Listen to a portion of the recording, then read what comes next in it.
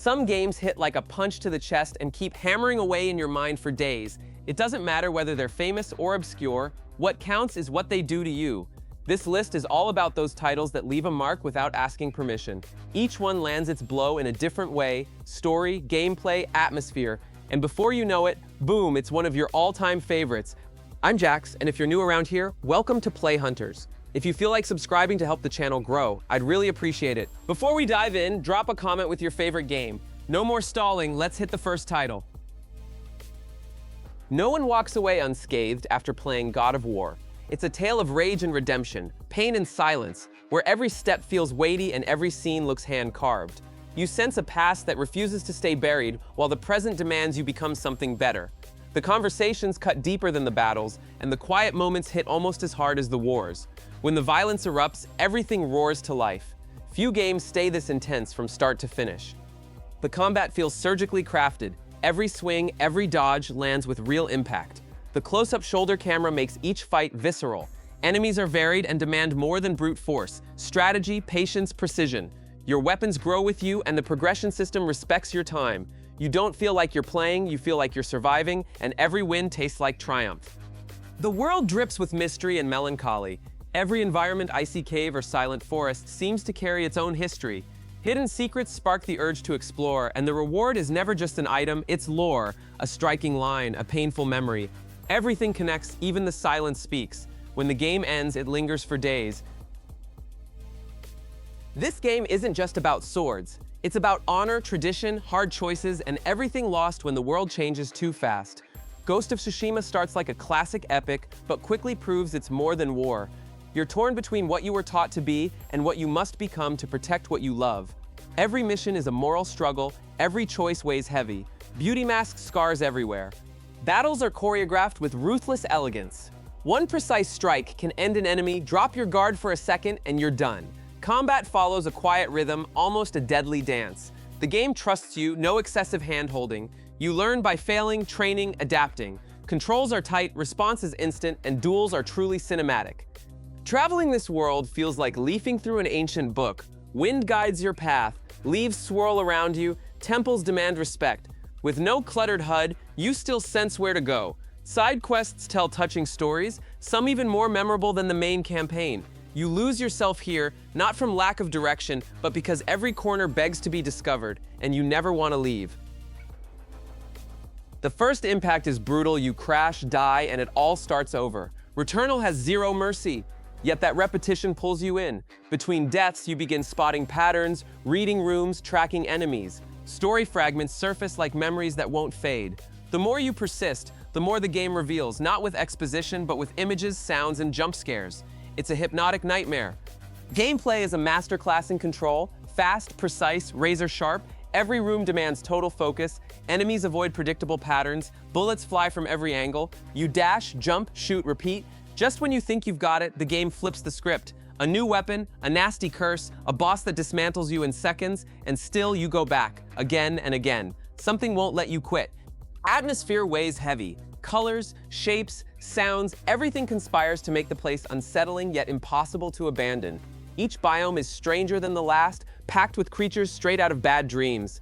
Amid the chaos, moments of silence cut deeper than screams. The game tackles trauma, mental prisons, memory, and guilt. No cutscene needed. It does it all through the controller. Few games dare drag you this close to pain. Hellblade isn't here to entertain. It wants you to feel, to stare discomfort in the face and walk with it. It's about loss, about fighting voices that never stop, about doubting reality. What begins as a lonely journey is never truly silent. Whispers follow you, not just in the world, but in your head. They never fade. Gameplay seems simple at first, but it's suffocating. Combat is direct, driven by timing. One mistake costs dearly. No health bar, no floating numbers, just raw brutality. Between clashes, puzzles, and rune hunting feel like tasks from another realm. Yet the true impact isn't difficulty, it's the sense you're constantly on a cliff's edge. That tension grips you to the end.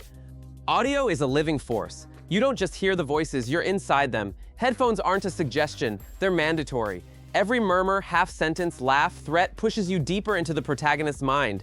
The game tightens around you, but you keep going. You need to understand, to see how far this goes, even if it hurts, even if it breaks you a little. This isn't a time killer, it's an open wound on screen, begging to be felt, and whoever steps in never forgets. The world is already in ruins when things begin, but what hurts most is watching hope cling to life amid the wreckage. A Plague Tale Requiem is all about that, trying to protect what's left even as the end closes in. It's a sequel that's heavier, harsher, more mature. Desperation drives the journey, yet the siblings' love is the fragile, unbreakable thread pulling you forward. Gameplay has evolved, stealth is more dynamic, giving you freedom to improvise, sneak, flee, fight, options abound, but tension never fades. Every new area brings a different flavor of despair. You never feel on top of the game, you're always improvising to survive. That keeps the pace ruthless, heart-pounding. The environments are stunning, open fields, decaying cities, fortresses, forests, everything feels alive even while dying. Art direction turns beauty into something frightening. Colors, camera angles, compositions all serve the story. And the rats, of course, remain the symbol of chaos, showing up when least expected, always with impact. You don't come out unscathed. When the end hits, it feels like you carried every burden alongside them, and in a way you did. There's something awe-inspiring about crossing a land where machines stride like ancient gods. Horizon Forbidden West is exactly that, a broken future still ruled by the past. You set out looking for answers, but the road is packed with twists, betrayals, and bold surprises. The story grows fast, races into unexpected places, and isn't afraid to be ambitious. It's a journey about balancing nature, technology, and what it means to be human. Combat gives you wild freedom. Bow shots, traps, melee strikes, you mix it your way.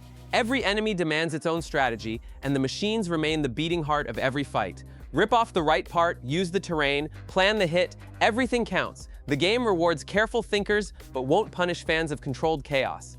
It's challenging, yes, but fair and addicting. The world feels handcrafted with obsession. Dense forests, endless mountains, deserts that seem alive. Between one landmark and the next, you always stumble onto something, a touching side quest, a hidden village, a ruin that tells its story without a word.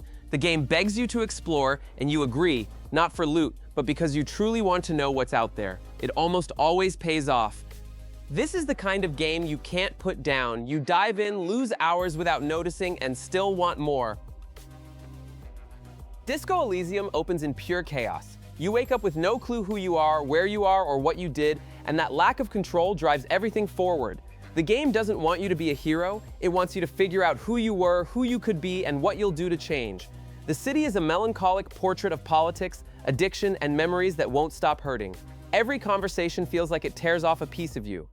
There's no combat in the usual sense. Battles happen in your head, your words, your doubts. Your thoughts are characters arguing with you non-stop. You can persuade, manipulate, run away, or crash and burn. The game lets you, it won't save or coddle you.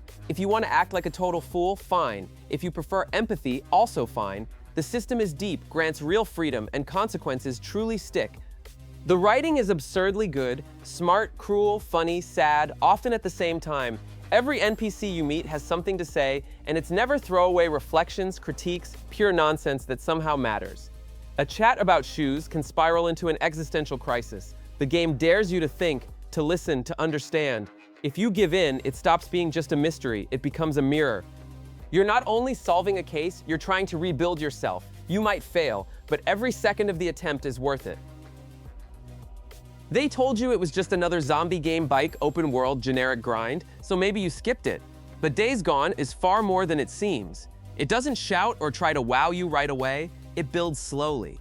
A world in collapse, yes, but packed with detail, feeling, pain, humanity. Before you realize it, you're completely invested. The bike isn't just transport, it's home, partner, salvation. You feel every drop of fuel, every part that breaks, every strange sound in the engine, while everything outside wants to kill you. Encounters are tense, especially with hordes. You can't charge in blind. You have to think, run, set traps. Survival is never guaranteed. Abandoned towns, dense forests, snow-capped mountains, ruined yet beautiful, melancholy seeps from every crumbling structure. Missions pull you along, sometimes loud, sometimes silent. Soon you care what happened, who's left, what's worth saving. It's not about killing zombies, it's about not losing what makes you human. Give it a chance and you'll see that's exactly why the game sticks with you. At first, it looks like just another space trip. But Outer Wilds doesn't want conquest, it wants learning. Alone, unhurried, unarmed, driven by curiosity, you wake on a calm planet and have only minutes before everything ends. Literally. Then it all resets. Again and again, every loop reveals more, pulling you closer to the truth. No combat, no quest log, no icon-filled map. Just your ship, your logbook, and the urge to explore.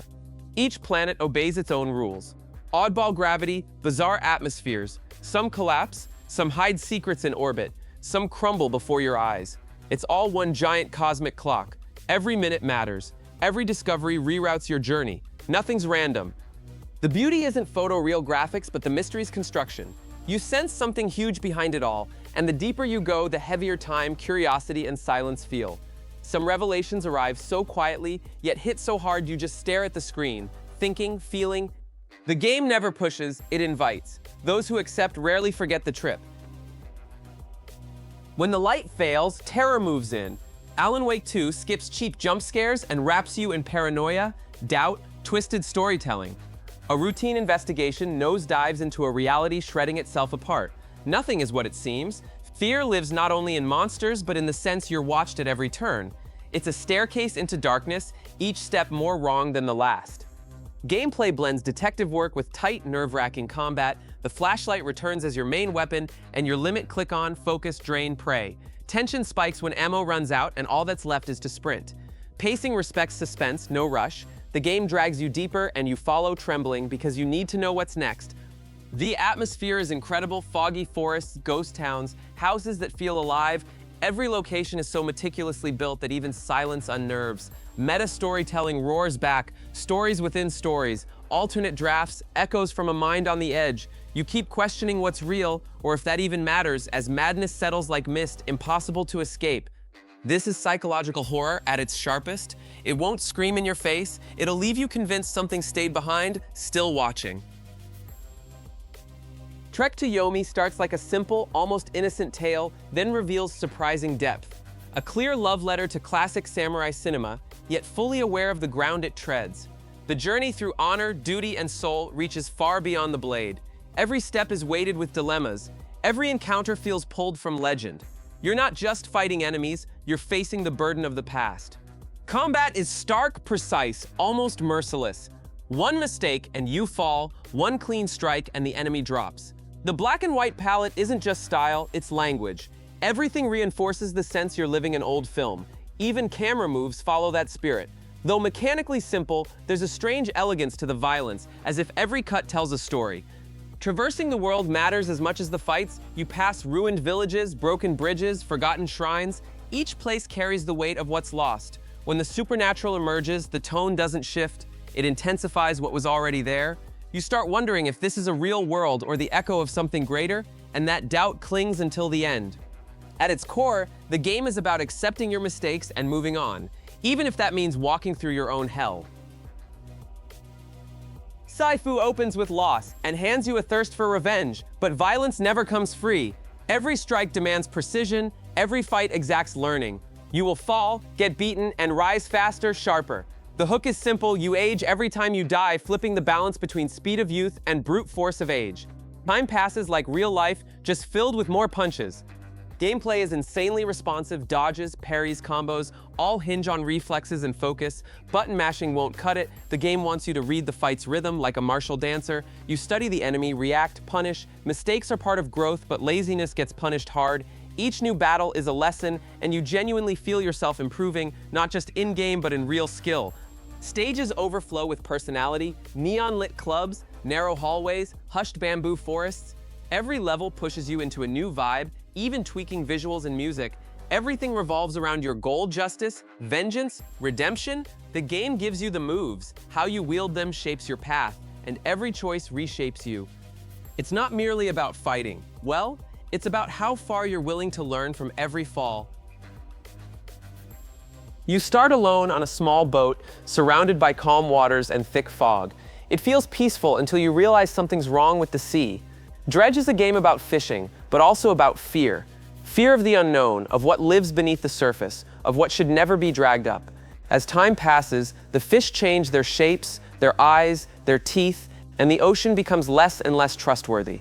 The loop seems simple: head out, catch fish, sell, upgrade the boat. But time moves fast. The day slips by, and when night falls, everything shifts. The sea comes alive, lights flicker in the distance, shadows glide under the waves, and what felt safe becomes an invitation to panic.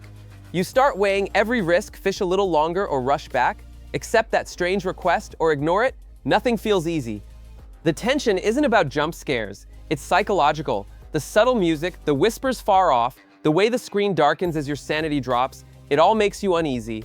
And still you return, because there's something out there, a mystery, a secret, maybe even a forgotten truth beneath the waves. Every discovery pulls you deeper in. It's a small game, but with massive weight, and it slowly drags you under without warning. Everything's too big, too dark, too strange. In Little Nightmares, you see the world through tiny, haunted eyes, and that changes everything. The setting isn't just scary, it's suffocating. Every chair, every shadow, every creak reminds you that you don't belong here. And yet you keep going, sneaking, running, hiding, always afraid of what's behind the next door. There's no combat, only escape and silence. You solve puzzles, climb furniture, crouch in corners. It's all nerve-wracking. The simple controls hide a heavy sense of dread. You never know what's coming, and that makes every step feel like a gamble. The enemies are living nightmares, deformed, slow, unpredictable. They don't chase, they stalk, and their footsteps always sound like something's about to go horribly wrong. The style is unforgettable. It's grotesque and childlike at once, like someone stuffed a kid's bedroom into a fever dream. Lighting is minimal, colors are faded, and even moments of brightness feel tense. This is a game that speaks through images, screams without sound, traps you without a cutscene, and somehow you understand everything. You feel everything. Something is deeply wrong in every corner, and that's exactly why you can't stop until the very end.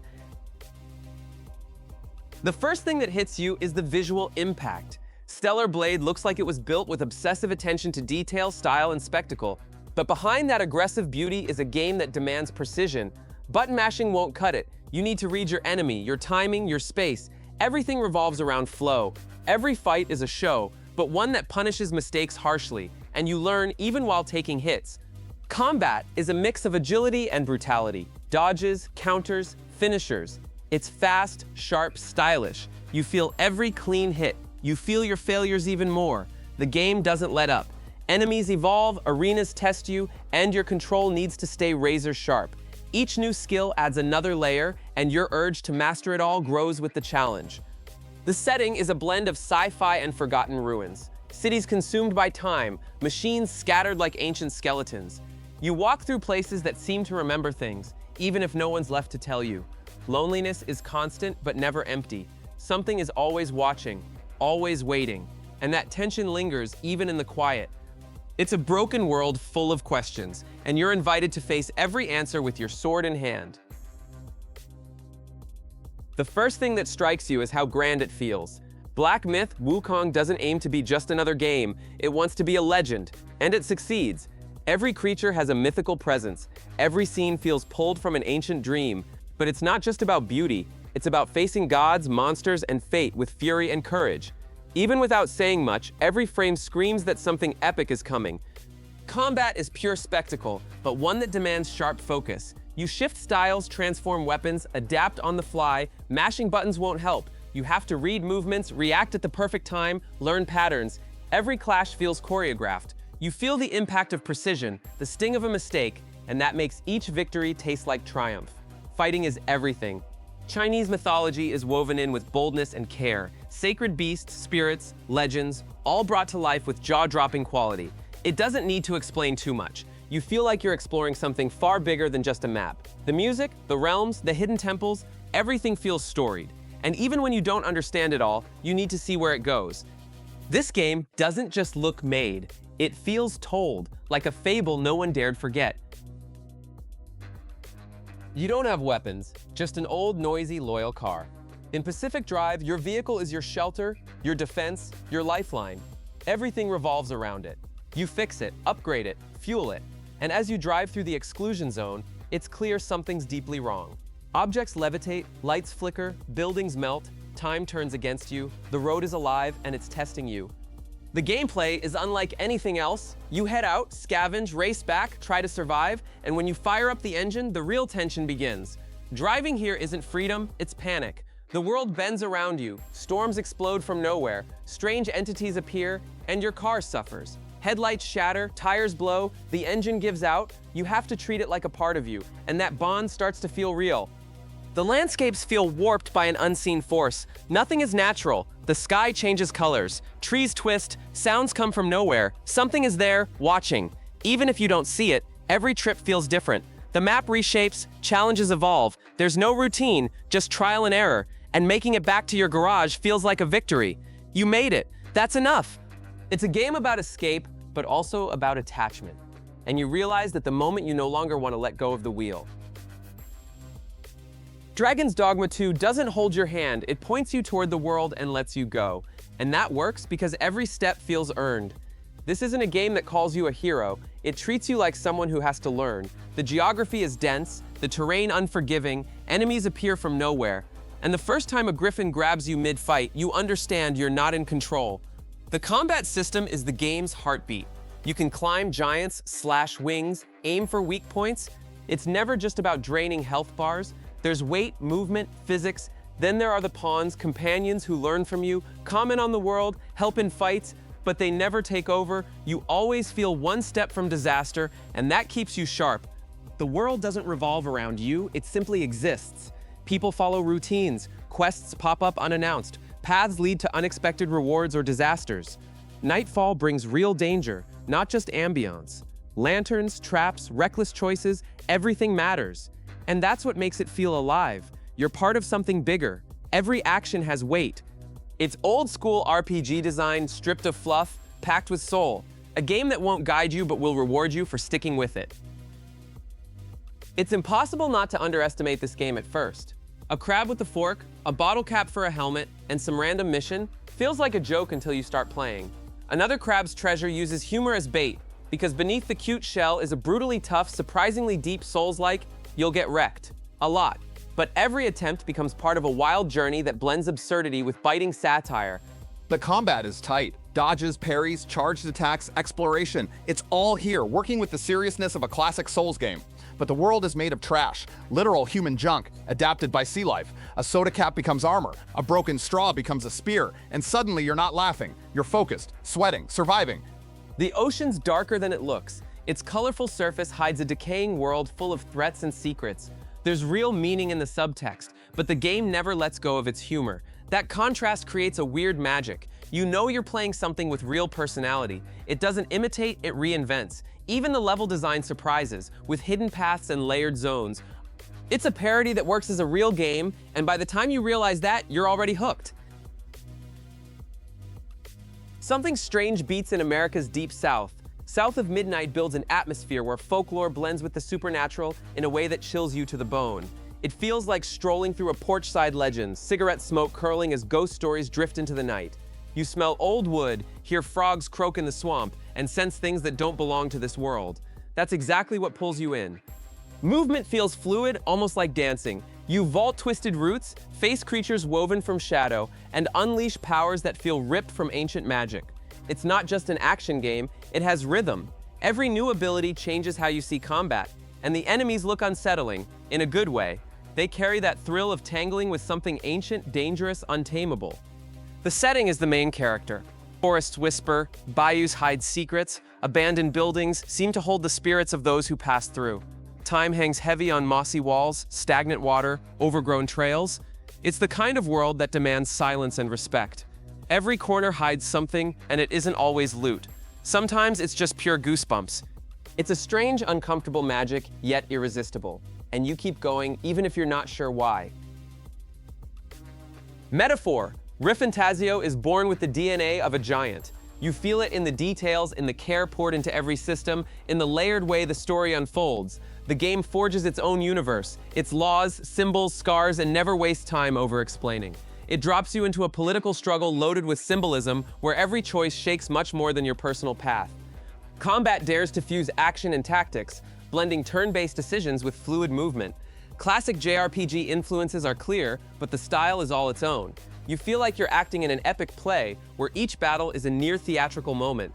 Every decision lands with weight, not just because enemies hit hard, but because the narrative implications run deep. Winning matters, but knowing why you fight matters more. Character and monster designs are pure artistic delirium, exaggerated shapes, daring colors, almost mythic flair. Nothing aims for realism, everything aims for meaning. Cities feel alive, castles hold history, your journey winds through places that resemble dreams or visions, and each new map reinforces that feeling. It's an RPG built on boldness, identity, ambition, not made to please everyone, but to leave a mark on anyone ready for it.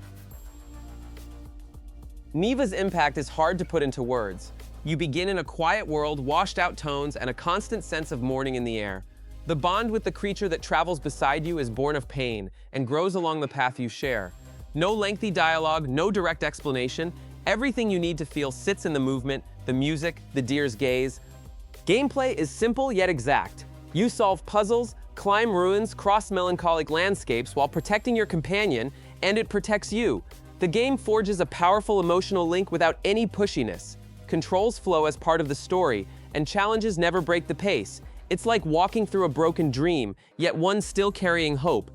The art direction is stunning. It looks hand-painted, soft colors clashing with flashes of violence and despair. Shifts in weather, nature's elements, abstract foes, every piece reinforces the journey's tone. You sense every detail was placed with care. Even in the darkest beats, a spark of light insists it's worth pressing on. It's a tale of grief, care, transformation. No rush, no screams, just raw feeling delivered with grace. It all starts with a bizarre idea, a painting that kills people every year. What follows is even wilder. Clair Obscur Expedition 33 turns fantasy surreal, like wandering a blazing art gallery. The game leads with aesthetic and narrative courage, and you know it from the opening seconds. You step into a realm where beauty unsettles and strangeness fascinates. Combat feels like a fever dream, an action-strategy blend where success hinges on positioning, timing, situational insight. It's not just button mashing, you have to grasp the moment. Effects blow past the edge, movement stays liquid, and foes resemble animated sculptures. Everything throbs with style. You feel like you're steering something outside reality, and it works. Environments defy logic, tilted towers, inverted seas, deserts that breathe. Nothing follows real-world rules, which means every step can surprise you. There's constant urgency, but curiosity never loosens its grip. The game provokes, enchants, confuses, and never aims to be predictable. Mystery stays front and center with no instruction manual. It's a work that embraces the absurd with elegance, and you keep marching on, eager to see what else can happen where anything is possible. If any of these games got under your skin, drop a comment down below. Think we missed one? Tell me. I want to hear which stories truly hooked you. While you're at it, hit subscribe because we've got plenty more gems on the way. When a game hits right, it isn't just entertainment, it becomes a memory. On the card up top, you'll find a roundup of the best releases from earlier this year. Check it out, I'm sure you'll dig it. Thanks for watching, enjoy your games, and I'll catch you tomorrow.